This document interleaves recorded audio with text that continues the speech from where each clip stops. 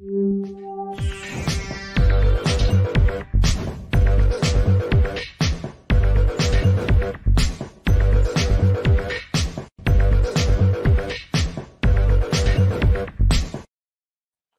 everybody, welcome to the show. You know where you are, the 9 at 9 with me, Tigo. And you know I love bringing experts.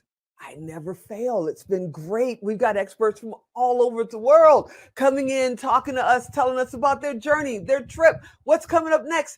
But a lot of people are saying, I just need some inspiration.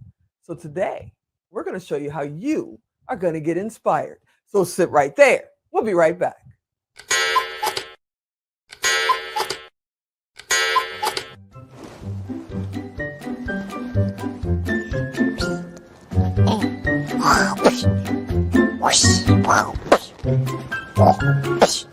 Emmett, do you want to play with me? Yeah, I can't play right now. I'm doing show notes.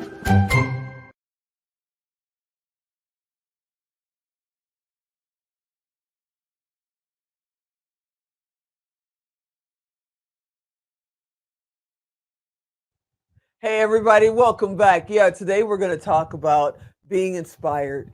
What do you do after you've done this amazing job with the military and then you decide, I'm not done, I'm just getting started? So, we're talking with Valessa Taylor today, and we're going to talk about her show, her books, her speaking engagement, and just how cool she is. Valessa, are you out there? I am here. I'm ready. I am ready.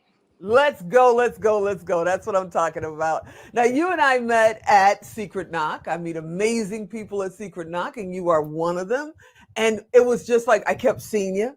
We kept walking past each other, and we're like, it's going to be like a deli. You're number 43. We're going to get this done and talk to each other. But it was amazing there at that event. Thanks, Greg Reed. But it was also amazing just to meet you and hear a tad little bit of your story. So before we get into your show and all that, let's talk about the fact that, hey, you're retired Air Force, right? Yes. How did that go? I mean, what made you join the Air Force and then what made you stick with it until you retired? Well, that's a great question, Teresa. What made me go into the Air Force, I've always wanted to serve. But what happened was my husband and I, we were high school sweethearts, and he said, babe, I think you will be great in the military. And so we both decided I would go into the Air Force, and I served 22 years in the Air Force. Wow. What did you do in there? What was your job? I had a multiple jobs. I am a multitasker. So I ended up becoming a logistics professional, which goes into transportation. I did corporate training and also trained a trainer as well. And I worked for general officers in my career. So that explains why you're a life coach, and you're an author and a speaker because you've been doing this pretty much all of your life. So let's Yes. talk about, your speaking engagements. What topics do you talk about when you're on stage? Well, the first thing I'll talk about, which I just did a TED Talk Juneteenth, Teresa, and that was amazing. It was called The Secret to My Success. The beauty Nice. thing about the secret to your success is how are you going to dive into your core? When I did my 22 years of the military, I knew there was something greater that was expected on the horizon. What I had to do was think about it. I went through trauma for a long time in my life.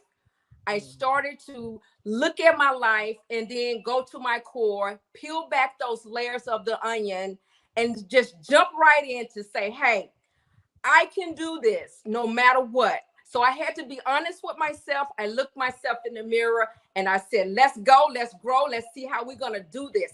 One day, one step at a time. And I was able to become relentless in what I've done and what I am today. That's amazing. Now, I know there are some people out there, probably a lot of women, but people in general that are in trauma right now, or they just came out and they're going, they're just happy that they got up this morning. They can't see, down the road. What would you tell them is their first step to, getting back on the road and going to find that new path? That's a great question, Teresa. I'm glad you asked this. I have a book called Rape the Silencer, Work the Book. And this is a great read, very short.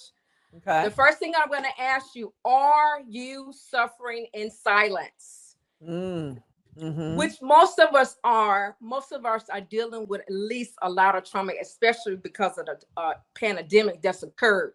Then Yeah. I want them to look at me, and I want to talk to them for a moment, because I am going to be their coach, their mentor, and their confidant. Okay. When we sit down and we talk, I want them to know you can talk to me about anything, because I've been there. I've wrote my story about it and shared it to the world on Barnes and Noble, Kindle, and Amazon. I want them to sit down and grab that pen to paper and start Mm-hmm. journaling out their pain to paper, because that's where that aha moment is going to be to their core. It's believing in themselves, becoming relentless on their journey, because they got this. And remember, as I said, I am going to be their coach, their confidant, and their mentor. See, I just feel like I just went to church. I'm back in Chicago on the South Side right now. I'm telling you, but I got to ask you, because I think it's amazing that it's very few people that I've personally met that have actually been on the journey that they're writing about. Usually it's something that they majored in school, or they've heard so many stories from their clients or whatever, and they create these books and things like that. But having somebody who's actually been through it, survived it, and figured out how to turn around and shine a light on that path for others, I just want to applaud you, one, and thank you for doing it, because most people don't want to share those stories. They're like, nope, it's behind me. I'm going to leave it alone. I'm done.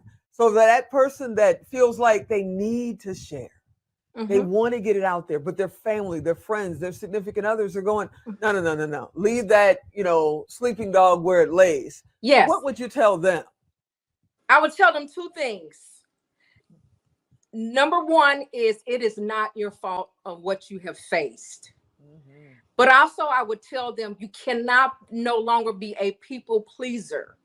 See, Mm, that's what people do. They end up pleasing so many people, and they know deep down inside within their core they're suffering. But right. outwardly, they do for everyone else, and they can't seem to get past what they need to deal with themselves. So Mm. again, that's why I go to coaching them on those life lessons, to let them know I got you, but also I'm going to coach you and mentor and be that sounding board, which is your confidant. Woo. Now I know that Alan's going to throw that 2-minute warning up here in just a second, because his clock is always faster than mine. But he's going to do that. Before we do that, and before we talk about your show real quick, can you show him your book and tell him again how they can find it?